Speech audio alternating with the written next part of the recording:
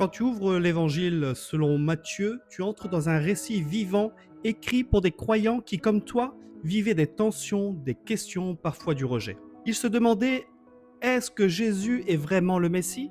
Pourquoi tant de résistance? Pourquoi certains suivent et d'autres se ferment? Et peut-être que toi aussi tu te poses ces questions. Tu vois la parole annoncée, tu vois des vies touchées, mais aussi beaucoup d'indifférence, de superficialité, parfois même du rejet. Et tu te demandes, qu'est-ce qui se passe? Le cœur du message de Matthieu, c'est simple et en même temps bouleversant. Jésus est le Messie attendu, celui qui accomplit les Écritures, celui qui inaugure le royaume de Dieu. Ce royaume est déjà là, présent, actif, mais il ne s'impose pas par la force. Il avance par la parole. Cette parole demande une réponse.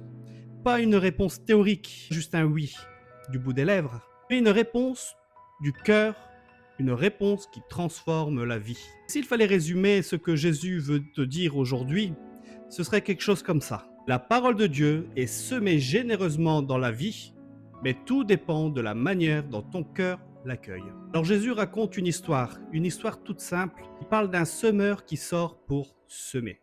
Rien de spectaculaire. Il ne choisit pas les terrains, il ne trie pas.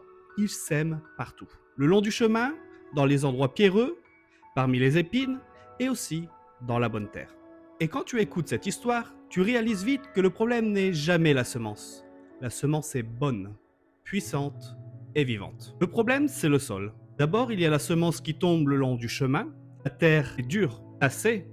La graine reste en surface. Les oiseaux arrivent et l'emportent. Jésus t'explique que c'est le cœur qui entend la parole, mais sans la comprendre. Elle n'entre pas, elle ne pénètre pas. Peut-être que ça t'est déjà arrivé. Tu entends un message, tu l'as inversé, mais ça glisse. Tu es là physiquement, mais ton cœur est ailleurs. Distrait, fermé, endurci par les habitudes ou les déceptions. Avant même que la parole ait le temps de descendre un peu plus profond, elle disparaît. Ensuite, Jésus parle du sol pierreux. Là, la semence pousse vite, il y a de la joie, de l'enthousiasme. Ça commence bien, mais il n'y a pas de profondeur, pas de racines. Quand le soleil arrive, quand la difficulté se lève, tout sèche. Peut-être que tu te reconnais aussi dedans. Des moments forts avec Dieu, des élans sincères, mais pas de persévérance. Pas de temps pris pour laisser la parole s'enraciner. Et dès que la pression arrive, dès que suivre Jésus devient inconfortable, tu recules. Puis il y a la semence qui tombe parmi les épines. Elle pousse, mais elle est étouffée par les soucis de la vie, la séduction des richesses, les préoccupations quotidiennes.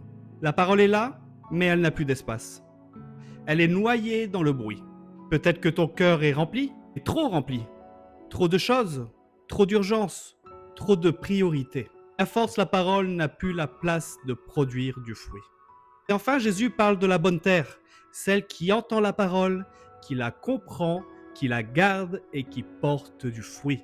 Pas tous la même quantité, mais tous du fruit réel, visible, durable. Et là, tu comprends le but de Dieu. Il ne cherche pas juste des auditeurs, il recherche des cœurs transformés. Il ne cherche pas une action immédiate, il cherche une vie qui change, qui persévère, qui porte du fruit avec le temps. Ce que Jésus est en train de te dire, c'est que le royaume de Dieu avance, même quand tu ne le vois pas clairement, même quand il y a du rejet, même quand tout semble long ou compliqué. La parole est semée et là où le cœur est disposé, elle produit une abondance incroyable. Alors la question revient vers toi, quel type de sol est ton cœur aujourd'hui? Est-ce que tu laisses la parole rester en surface? Est-ce que tu manques de racines? Est-ce que tu es étouffé par les soucis et la distraction? Ou est-ce que tu acceptes de laisser Dieu travailler ton cœur et de le labourer, de l'ouvrir, même si ça demande du renoncement, du temps, de la persévérance? La bonne nouvelle, c'est que Dieu est un semeur généreux. Il ne se lasse pas de semer. Même un cœur dur peut devenir une bonne terre. Même un terrain encombré peut être nettoyé. Dieu ne te demande pas d'être parfait, il te demande d'être disponible, d'écouter vraiment, de comprendre, de garder sa parole et de marcher avec lui jour après jour. Alors aujourd'hui, laisse cette prière monter vers toi.